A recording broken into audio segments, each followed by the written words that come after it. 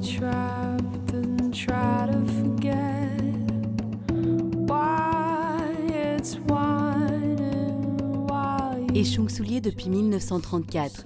C'est l'histoire à succès d'une famille alsacienne spécialisée dans la fabrication de chaussures. Eugène, Robert puis Pierre, les trois piliers de la manufacture, affichent près de 80 ans d'un savoir-faire reconnu. L'entreprise Échung a été créée en 1934 par mon grand-père. À l'époque, il fabriquait des brodequins de travail et des chaussures de chasse, des chaussures de montagne. Elle a ensuite été reprise dans les années 50 par mon père, qui l'a orientée vers une activité alors naissante, qui était la fabrication de chaussures de ski. Puis dans les années 90, elle a été réorientée vers des chaussures sportswear, casual, dans un univers plus urbain et plus contemporain. La marque Échung du XXIe siècle se veut résolument tournée vers l'export. La société a abandonné les salons classiques de la chaussure. À Berlin, Florence, Paris ou New York, elle se tourne vers des salons de la mode et des créateurs. Objectif, démarcher de nouveaux clients. En 2011, la part de l'export représente 18% pour un chiffre d'affaires de 13 millions d'euros.